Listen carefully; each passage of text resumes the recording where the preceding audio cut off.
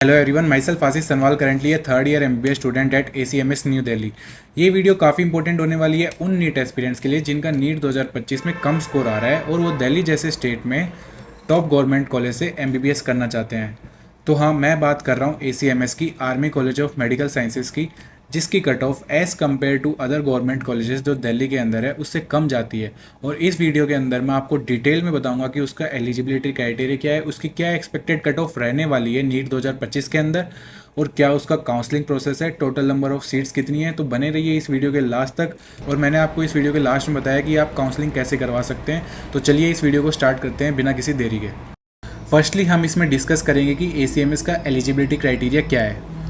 ACMS के अंदर वो बच्चे अप्लाई कर सकते हैं जिनके पेरेंट्स आर्मी में हैं। पेरेंट्स से आर्मी में कोई भी हो सकता है, या तो उनकी मदर आर्मी में हो सकती है या उनके फादर आर्मी में हो सकते हैं, तो वो बच्चे ACMS के लिए अप्लाई कर सकते हैं।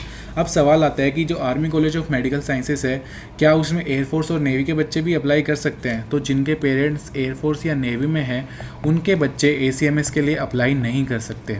और ACMS में कौन कौन अप्लाई कर सकता है? जो दिल्ली के SC/ST हैं और आउटसाइड दिल्ली के SC/ST हैं वो भी ACMS के लिए अप्लाई कर सकते हैं।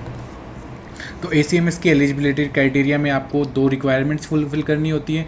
या तो आपके पेरेंट्स आर्मी में हो, पेरेंट्स में आपकी मदर भी हो सकती हैं या आपके फादर भी हो सकते हैं, या फिर आप दिल्ली के SC/ST हो या फिर आउटसाइड दिल्ली के SC/ST हो, तो आप ACMS के लिए अप्लाई कर सकते हैं। आई होप आपको एलिजिबिलिटी क्राइटेरिया क्लियर हो गया होगा। उसके बाद हम बात करेंगे फ़ीस की कि ACMS की फ़ीस कितनी है। इसके अंदर आपको कॉलेज को देनी पड़ती है 2,64,000 और यूनिवर्सिटी को देनी पड़ती है 96,000, जिसका टोटल होता है 3,60,000। 3,60,000 वो फीस है जो आपको हर साल पे करनी पड़ेगी। उसके बाद आपको एडमिशन के टाइम पे ये डिपॉजिट्स करने होते हैं। Refundable security deposit 15,000, university exam fee 25,000, student executive fee 1,000, student alumni association 5,000, विद्यार्थी सुरक्षा कवच 130, एडमिशन फ़ीस 1,000, और इनका टोटल होता है 3,11,030 रुपीज़। तो ये थी ACMS की फ़ीस। आई होप आपको फ़ीस से रिलेटेड भी अब कोई डाउट नहीं होगी, क्योंकि ACMS की fees as compare to other government college थोड़ी सी ज़्यादा है, जिससे कि क्या है, काफ़ी सारे बच्चे ACMS को ऑप्ट नहीं करते और इसकी कट ऑफ जो है वो कम जाती है। उसके बाद आती है कि ACMS के अंदर सीट्स कितनी है टोटल। देखो, हर साल ये डिसाइड होता है कि क्या ACMS के अंदर सीट्स बढ़ रही है नहीं बढ़ रही। हर साल डिस्कशन होता है, मेरे टेलीग्राम ग्रुप पे भी यही चलता है कि ACMS के अंदर क्या भैया सीट्स इंक्रीज़ हो रही हैं। तो अभी तक इसका कोई ऑफिशियल नोटिस नहीं आया है कि ACMS के अंदर सीट्स इंक्रीज़ हो रही हैं, और अगर सीट्स इंक्रीज़ होनी होती हैं तो वो पिछले साल ही आ जाता है कि ACMS के अंदर न्यू जो एकेडमिक ईयर स्टार्ट होगा उसके अंदर से सीट्स इंक्रीज़ होंगी। तो अभी तक तो ऐसा कोई नोटिस आया नहीं है जिसमें बताया हो कि ACMS के अंदर सीट्स इंक्रीज़ हो रही हैं। तो इसके अंदर टोटल सीट्स हैं वो 100 सीट्स हैं, जिनके अंदर 78 सीट्स हैं वो रिज़र्व्ड है फॉर आर्मी वार्ड्स।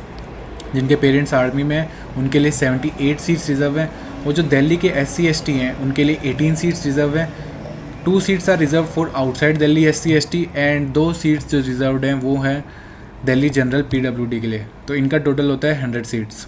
उसके बाद हम बात करेंगे कि ACMS की एक्सपेक्टेड कट ऑफ क्या होने वाली है, जो कि बहुत एक अभी काफ़ी हीटेड टॉपिक है। बहुत सारे कमेंट्स मेरे को आ रहे हैं, भैया ACMS की एक्सपेक्टेड कट ऑफ क्या होने वाली है, प्लीज़ हमें बताओ, हमारा स्कोर कम आ रहा है। तो देखो, इससे पहले कि मैं आपको एक्सपेक्टेड कट ऑफ बताऊँ, मैं आपको नीट 2024 की कट ऑफ बता देता हूँ कि ACMS की क्या थी। देखो, वो आर्मी के बच्चों के लिए थी 680 मार्क्स, जिस पे रैंक थी 6751, ये स्टार्टिंग रैंक है। और क्लोजिंग रैंक क्या थी 25,362, जिस पे मार्क्स आए थे 652। अब घबराना नहीं, क्योंकि ये नीट 2024 के रैंक है। नीट 2024 में काफ़ी रैंक इन्फ्लेशन हुआ था, स्कैम हो गया था, जिसकी वजह से 652 मार्क्स पे भी 25,000 रैंक थी। दिल्ली SC के लिए ये है 605 मार्क्स, 69,000 रैंक, और starting rank and closing rank है 91,000। दिल्ली ST के लिए 1,97,000, आउटसाइड दिल्ली SC के लिए 1,34,000, और दिल्ली जनरल PWD के लिए 4,72,000। तो ये डेटा मैंने ऑफिशियल आईपीयू की वेबसाइट से लिया है और ये एकदम ऑथेंटिकेट डेटा है जो नीट 2024 का है। इसी पे हम प्रेडिक्ट करेंगे कि नीट 2025 में कट ऑफ क्या रहने वाली है। देखो, नीट 2025 के लिए जो गवर्नमेंट सीट्स हैं वो इंक्रीज़ हुई हैं एमबीबीएस में, तो इसलिए काफ़ी जो बच्चे हैं वो अपने स्टेट में भी और या फिर ऑल इंडिया कोटा से भी एमबीबीएस की सीट्स पिकअप करेंगे, जिसकी वजह से जो एसीएमएस की कट ऑफ है वो कम जाने के चांसेस हैं। तो पिछले साल से एटलीस्ट 1 से 2000 रैंक बढ़ेगी एसीएमएस के अंदर इस साल। तो चलिए अब हम देखते हैं कि एसीएमएस की एक्सपेक्टेड कट ऑफ क्या रहने वाली है नीट 2025 के अंदर। तो आर्मी के लिए जो स्टार्टिंग रैंक रहने वाली है आर्मी के बच्चों के लिए वो रहने वाली है 7000, जिसपे कि एक्सपेक्टेड जो मार्क्स होंगे वो होंगे 590 या 595। अब क्लोजिंग रैंक क्या रहने वाली है, ये रहने वाली है 28,000, जिसपे मार्क्स एक्सपेक्टेड हैं कि 510 मार्क्स।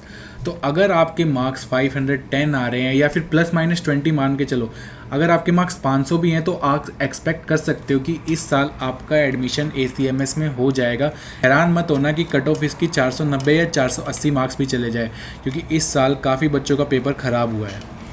तो अब हम बात करेंगे कि दिल्ली के एससी के लिए क्या कट ऑफ क्या रहने वाली है। तो ये कट ऑफ रहने वाली है 70,000 स्टार्टिंग रैंक होगी, जिस पे मार्क्स हम एक्सपेक्ट करेंगे 430, और जो क्लोजिंग रैंक रहने वाली है वो होगी 95,000, जिस पे हम मार्क्स एक्सपेक्ट कर सकते हैं 400। उसके बाद दिल्ली एसटी के लिए 2 लाख रैंक तक ये जाने वाली है, और क्लोजिंग रैंक और स्टार्टिंग रैंक एक ही होती है क्योंकि इसमें जो सीट्स है वो 1-2 ही सीट्स होती हैं। और आउटसाइड दिल्ली एससी के लिए 410 मार्क्स, वही 88,000 पे स्टार्टिंग रहने वाली है, और 1,40,000 रैंक आसपास के जो होगी वो इसकी क्लोजिंग रैंक होगी। जनरल पीडब्ल्यूडी के लिए जो स्टार्टिंग रहने वाली है वो है 3,60,000, और जो इसकी क्लोजिंग रहने वाली है वो है 4,75,000 रैंक। तो इस रैंक पे भी एसीएमएस में बच्चे को एडमिशन मिल जाएगा।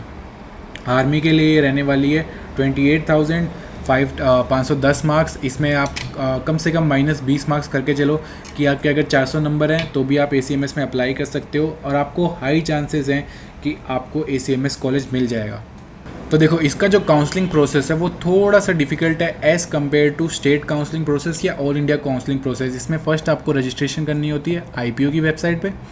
उसके बाद आपको डॉक्यूमेंट्स अपलोड करने हैं, जो डॉक्यूमेंट्स में आपको अपेंडिक्स 9A, अपेंडिक्स 1, आपके फादर का सर्विस जो रिकॉर्ड होता है वो अपलोड करना पड़ता है, या जिनके फादर रिटायर्ड है उसमें पीपीओ की बुक अपलोड करनी पड़ती है। उसके बाद आपको फ़ीस पेमेंट करनी पड़ती है, फिर जाके चॉइस लॉक होती है और आपको एसीएमएस कॉलेज अलॉट होता है। तो देखो, इसका काउंसलिंग प्रोसेस ऐसा है कि अगर आप अच्छे से काउंसलिंग करवाते हो ना तो आपको कम नंबर पे, या मान लो 470 480 नंबर पे भी एक दिल्ली स्टेट में एक इतना अच्छा गवर्नमेंट कॉलेज मिल सकता है। तो इसका काउंसलिंग प्रोसेस काफ़ी अच्छे से करना और अपनी चांस मिस मत करना। एसीएमएस की रैंक पूरे इंडिया में 23rd पे आती है, जो कि एक बहुत ही अच्छी बात है। तो अगर आप चाहते हो कि डिटेल्ड काउंसलिंग प्रोसेस करवाना तो आप मुझे कांटेक्ट कर सकते हो मेरे पर्सनल मोबाइल नंबर पे। मैं आपकी हेल्प करूंगा काउंसलिंग प्रोसेस में और आपको एसीएमएस कॉलेज दिलवाने में। आई होप मैंने इस वीडियो में आपको एसीएमएस रिलेटेड सारी जानकारी दे दी हो। फिर भी अगर आपके मन में कोई डाउट है डॉक्यूमेंट अपलोड के रिगार्डिंग, काउंसलिंग के रिगार्डिंग, कब इसकी काउंसलिंग स्टार्ट होती है, ऑल इंडिया के बाद स्टार्ट होती है, ऑल इंडिया के बाद स्टार्ट होती है या उसके पहले स्टार्ट होती है, तो वो आप अपने क्वेश्चंस पूछ सकते हो कमेंट सेक्शन के अंदर। मैं आपके सारी रिप्लाई करने वाला हूँ। और आप डिटेल काउंसलिंग प्रोसेस के लिए मेरे कॉन्टैक्ट नंबर पे भी डायरेक्ट मुझे कॉल कर सकते हो या व्हाट्सअप पे मुझे डीएम कर सकते हो। वीडियो आपको अच्छी लगी हो तो please hit the subscribe button.